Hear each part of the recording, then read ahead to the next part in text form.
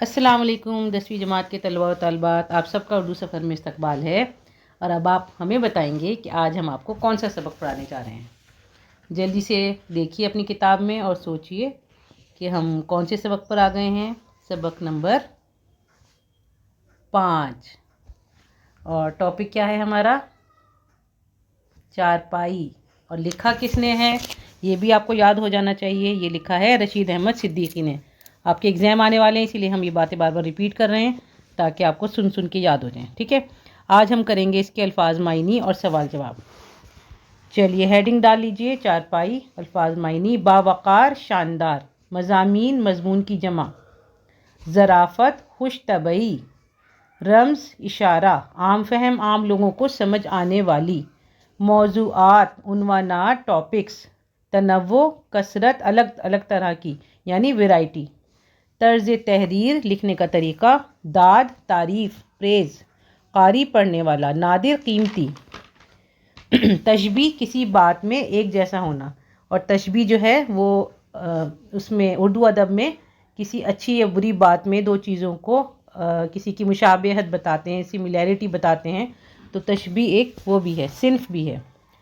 मायनी खेज़ यानी बा मायनी मीनिंगफुल, बरजुस्ता मौजू मुनासिब, पुरलुत्फ़ मज़े से भरपूर, एतराफ़ मानना कायल होना, रहलत वफ़ात, तसानीफ़ तसनीफ़ की जमा किताबें, फ़िक्र सुखुन शेर कहने की कोशिश, ICS इंडियन सिविल सर्विस अंग्रेज़ों के ज़माने की इंतज़ामी मुलाजमत की सर्विस, जिसे अब IAS यानी इंडियन एडमिनिस्ट्रेटिव सर्विस कहते हैं। गुल गपाड़े शोर व गुल, असामी नौकरी मनसब, ओढ़ना बिछोना होना, ज़रूरत बन जाना, आखरत आखिरी सफ़र, इक्तफ़ा करना कनात करना, मसाहिब ये साहब से बना है यानी दोस्त अहबाब, बोल बराज पेशाब पखाना, आशे जौ का जोश दिया हुआ पानी जो कमज़ोर मरीज़ों को दिया जाता है, लबे गोर मरने के करीब, लफ्ज़ी मायनी है कब्र के किनारे। और गोर जैसा एक लफ्ज़ होता है गोद, वो मैं आपको इसलिए बता रही हूँ कि उससे थोड़ा सा सिमिलर है, तो लेकिन उसमें लगता है दाल और गोर में आता है रे। जैसे आपने सुना है गोद से गोर तक इल्म हासिल करो, यानी बचपन से माँ की गोद से कब्र में जाने तक इल्म हासिल करो। आगे है आराजी, आराजी अर्ज से बनाए यानी ज़मीन खेत, नक्शे सुलेमानी एक किस्म का तावीज़ या अमलियात की मशहूर किताब, सम्मन अदालत का बुलावा, ये भी होता है जैसे अंग्रेज़ी का लफ्ज़ है ये अदालत में हाजिर होने का तहरीरी हुक्मनामा। ठीक है, सुबकदोश होना फारिग होना, ताम लोट यानी लोटा, बग़ैर टूटी का लोटा यानी डोंगा, कैलूला दोपहर के खाने के बाद थोड़ी देर लेटना, मैं का मतलब है साथ, जैसे मैं साजो सामान, मैं अहलोयाल, ये लफ्ज़ बोला जाता है ना, उसका मतलब है साथ। खाकसार यानी कम हैसियत, वैसे इसमें तहरीर में जो मुसन्निफ़ हैं उन्होंने अपने आप को कहा है खाकसार यानी कम हैसियत, हकीर, छोटा, अपने आप को बोला है उन्होंने, अपने आप को मुखातिब करके लिखा है। 14 तबक रोशन होना, अक़ल बढ़ना, बसीरत आना या हक्का बक्का रह जाना, फहरिस्त लिस्ट, करता धरता सरबरा या हुक्मरान, विराजमान बैठे हुए, अहकाम हुक्म की जमा, फरमान, गुनाहगार कसूरवार, मध्यम होना कम होना, आलात आला की जमा, नाबीना जो देख ना सके ब्लाइंड, और बीना नाम रखते हैं यानी अकल वाला समझ वाला। तवक्कुफ़ वक्फ़ा सहना बर्दाश्त करना, बड़े पैमाने पर बड़ी तादाद में, शकिस्ता हाल टूटी हुई, बेसरो सामान बग़ैर चीज़ों के, आमादा तैयार, दिलदादा शौकीन, शौरा शायर की जमा यानी पोइट्स, असीर ग़ुलाम मुंतखब करना चुनना सिलेक्ट करना, मुलाजमत जॉब काम, तैनात मुकर्रर, नामौजू नामुनासिब अनसूटेबल, फ़ाक़ा भूखा होना, घुट्टी में पड़ना फितरत में होना, बचपन की साथी, जैसे उसमें लिखा था कि चारपाई जो है हमारी घुट्टी में पड़ी हुई है, तो घुट्टी का मतलब ये हो गया यहाँ पे कि बचपन से हमारे साथ है। कारामद फ़ायदेमंद, देगची छोटी देग या पतीली, दुशवार मुश्किल, मेहमान जो किसी के घर जाए यानी गेस्ट, और मेज़बान जो किसी को बुलाए होस्ट, तमद्दुन रहन सहन, लवाजिम लाजिम की जमा ज़रूरी चीज़ें, सूझबूझ समझ अक़ल, रुखसत का मतलब है छुट्टी। अब जल्दी से हम कर लेते हैं अपने सवाल जवाब। سوال نمبر 1، رشید احمد صدیقی نے چارپائی کی کیا اہمیت بیان کی ہے؟ رشید احمد صدیقی نے چارپائی کی اہمیت بیان کی ہے۔ وہ کہتے ہیں کہ چارپائی ہم ہندوستانیوں کا اوڑھنا بچھونا ہے۔ ہم اسی پر پیدا ہوتے ہیں اور یہیں سے مدرسے، آفس، جیل خانے، کونسل یا آخرت کا راستہ لیتے ہیں۔ چارپائی ہماری گھٹی میں پڑی ہوئی ہے، ہم اس پر دوا کھاتے ہیں، دعا اور بھیک بھی مانگتے ہیں، کبھی فکر سخن کرتے ہیں اور کبھی فکر قوم۔ غرض چارپائی ہر جگہ کارآمد ہوتی ہے۔ سوال نمبر 2 ہے، طنز و مزاح کسے کہتے ہیں؟ لغت میں طنز کے معنی طعنہ کے ہیں۔ ادبی اصطلاح میں اس لفظ کے لیے عام بول چال میں تمسخر اور لعن طعن وغیرہ کا استعمال کیا جاتا ہے۔ اپنے مقصد کے اعتبار سے سچا اور اچھا طنز اصلاح کی غرض سے کیا جاتا ہے، اس سے کسی کو تکلیف پہنچانا مقصود نہیں ہوتا۔ مزاح کیا ہوتا ہے؟ خوش طبعی کو کہتے ہیں، ٹھیک ہے؟ طنز الگ چیز ہے اور مزاح الگ چیز ہے، اور طنز و مزاح دونوں کو ملا کر اچھی تحریر لکھی جاتی ہے۔ مزاح جو ہے خوش طبعی کو کہتے ہیں۔ انگریزی میں اس لفظ کو ہیومر کہا جاتا ہے۔ طنز کی طرح مزاح کی بھی کئی قسمیں ہیں۔ بہترین مزاح وہ ہے جس میں لطافت اور شائستگی ہو۔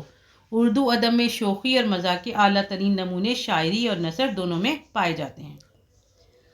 سوال نمبر 3، چارپائی میں رشید احمد صدیقی نے ہندوستانی معاشرت کا جو نقشہ کھینچا ہے اسے مختصر طور پر بیان کیجیے۔